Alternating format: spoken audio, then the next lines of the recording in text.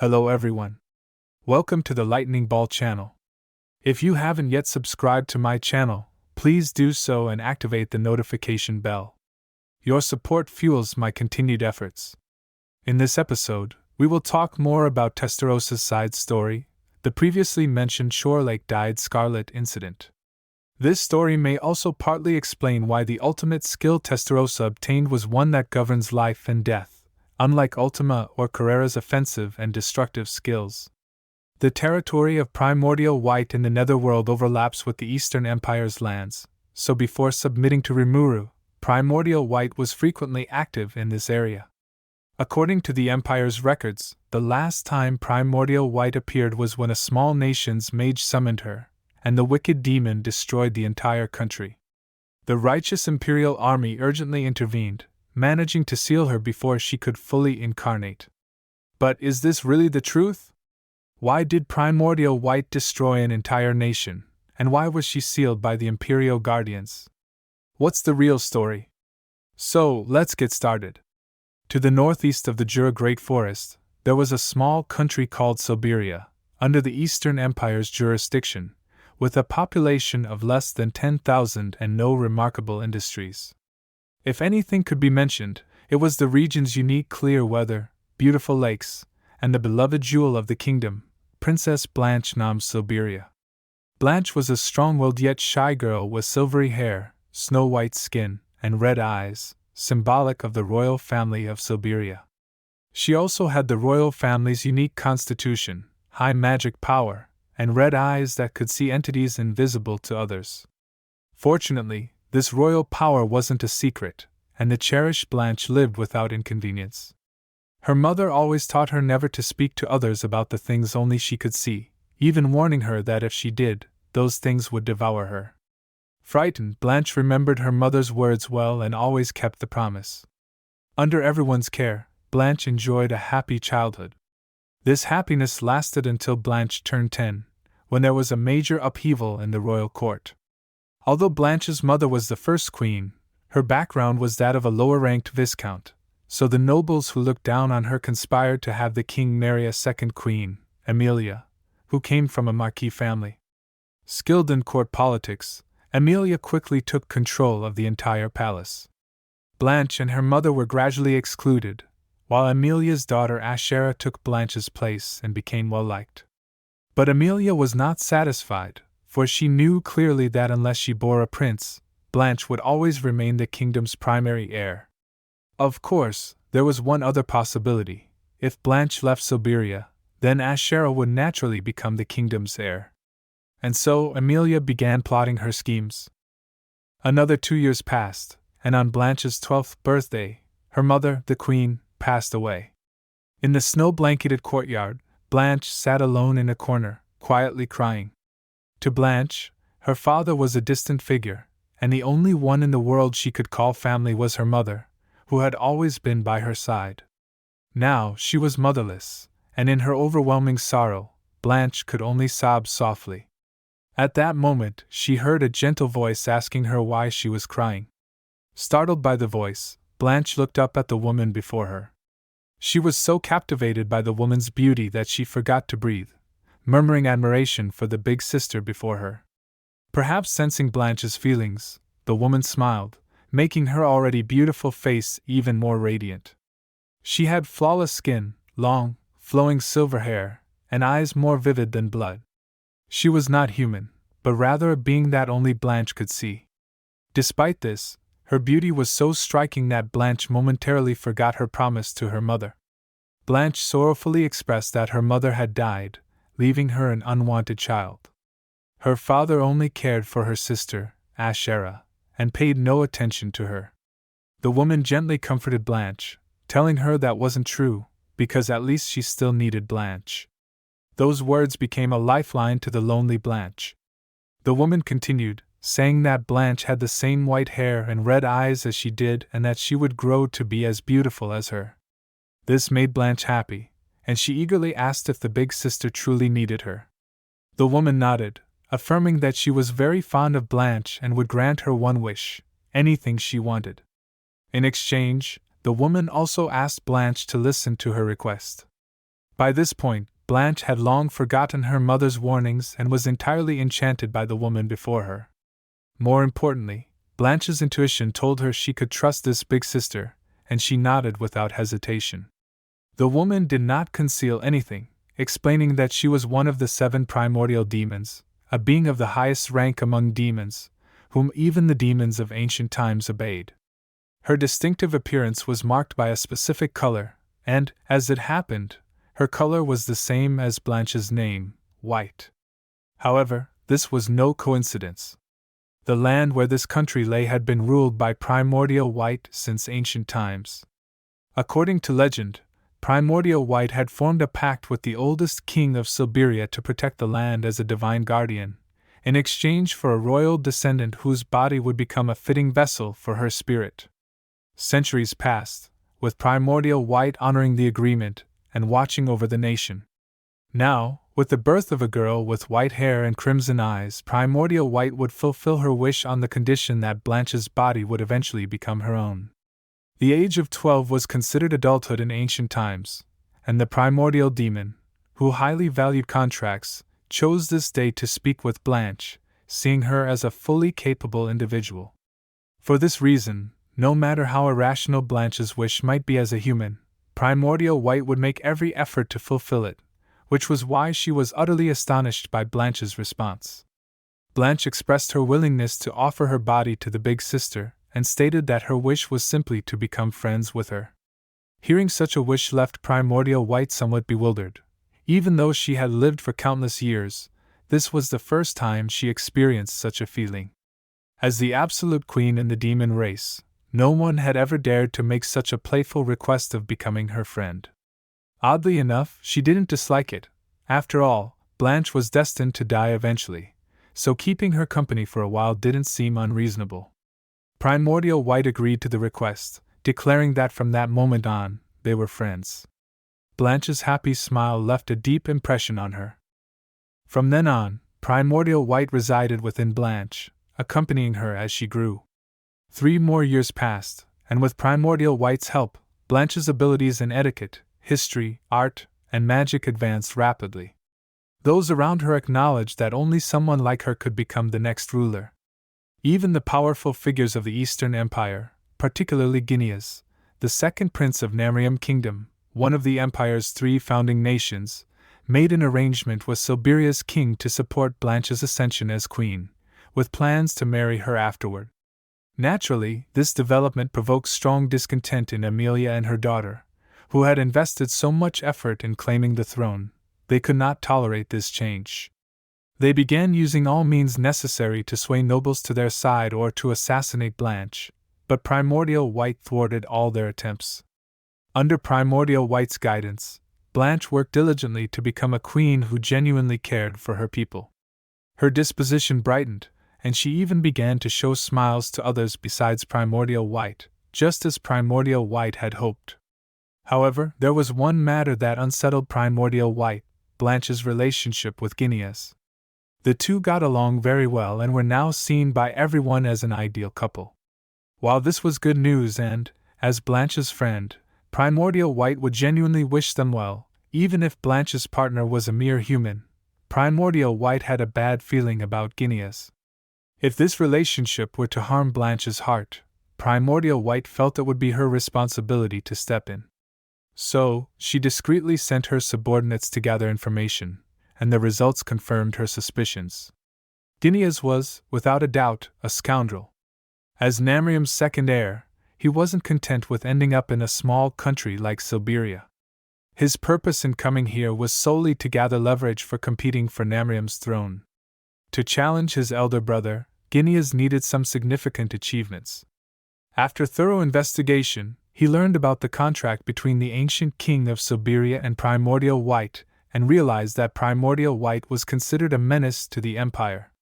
So, to prevent the demon's descent, he planned to sever her vessel's future, taking Blanche, the heir to the throne, away from this land to earn himself accolades from the Empire.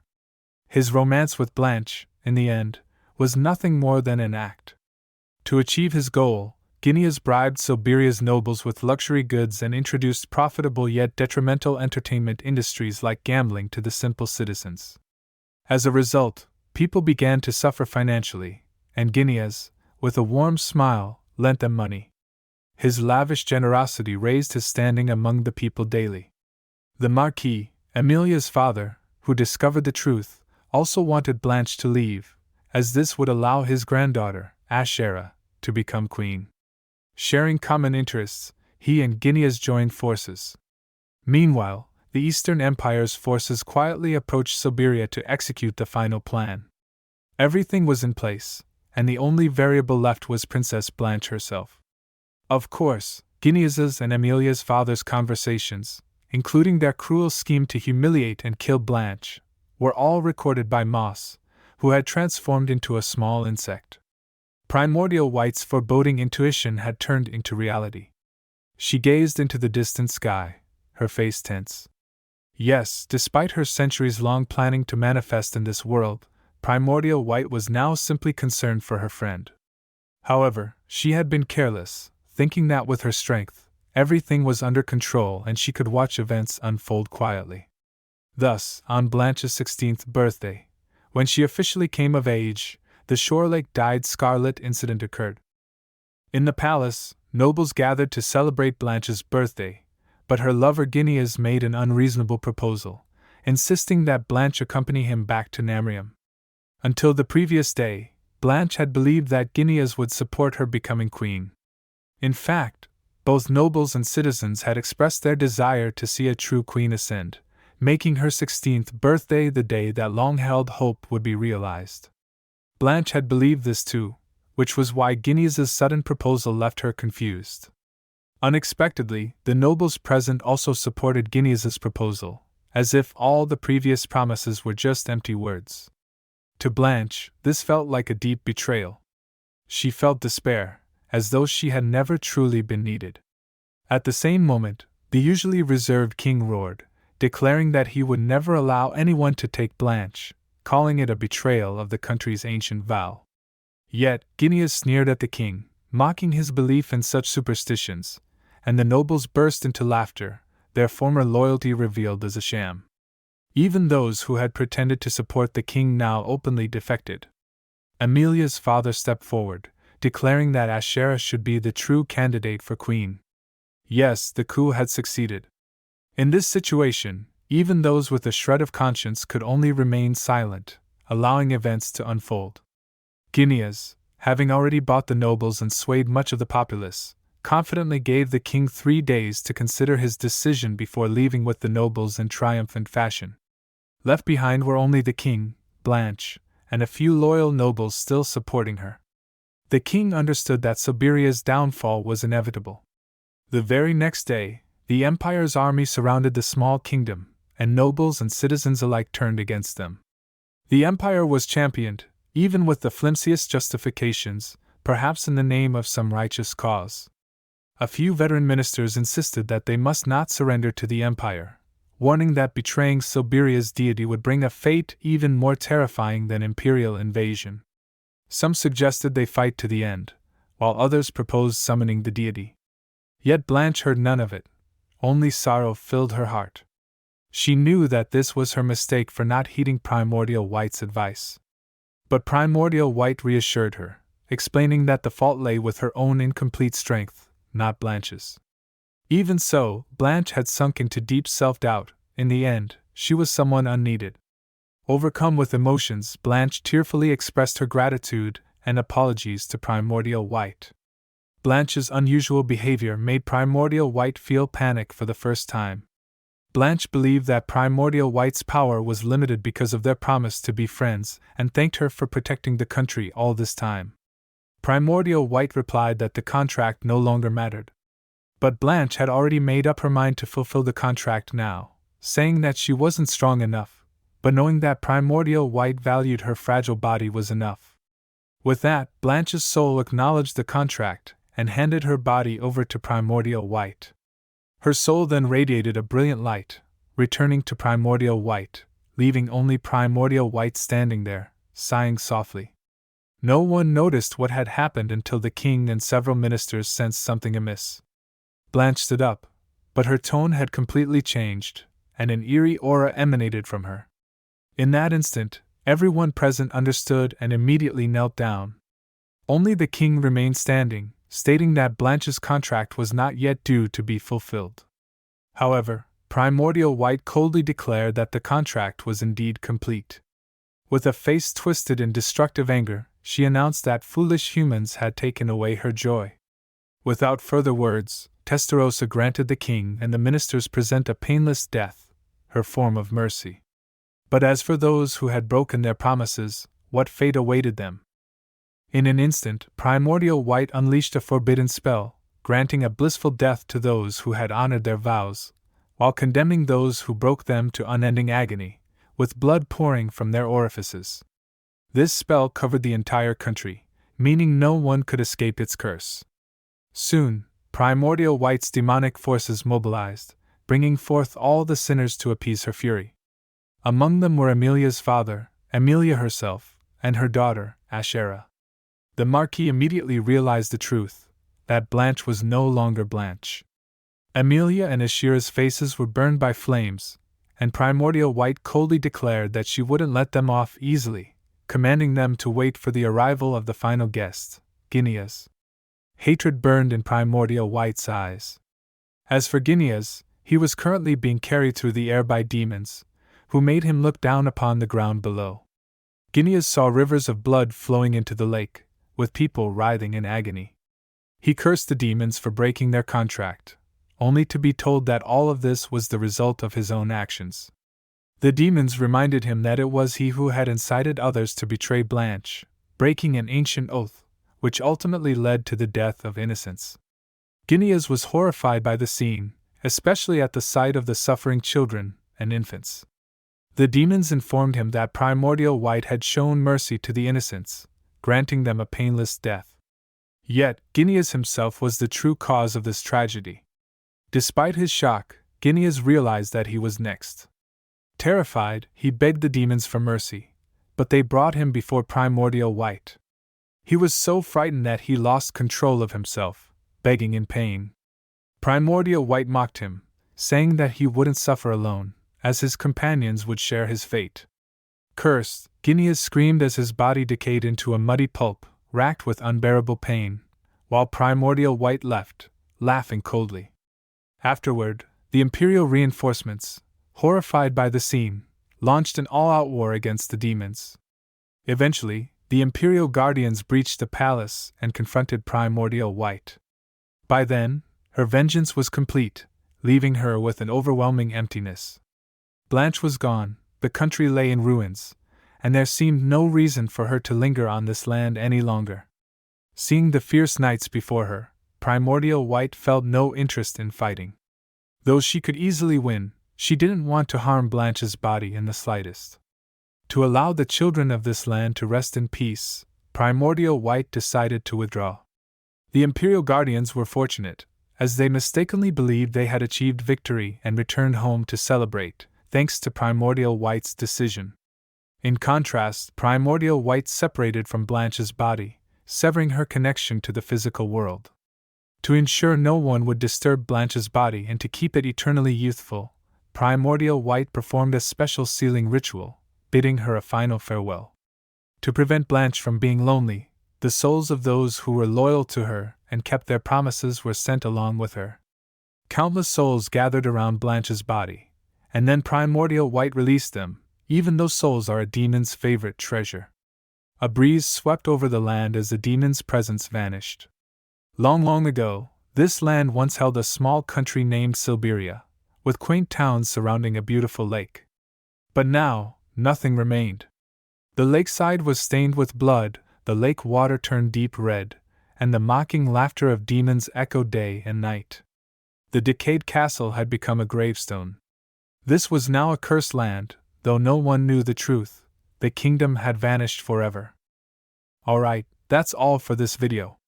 This side story adds more depth to Testarossa's character, but the author also emphasizes that, regardless of her display of humanity, Testarossa remains a top-ranking demon, and demons are inherently cruel.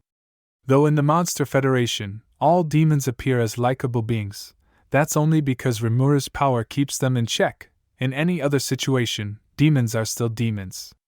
If you enjoyed this video, please like, comment, and subscribe. Your support is greatly appreciated. See you in the next one.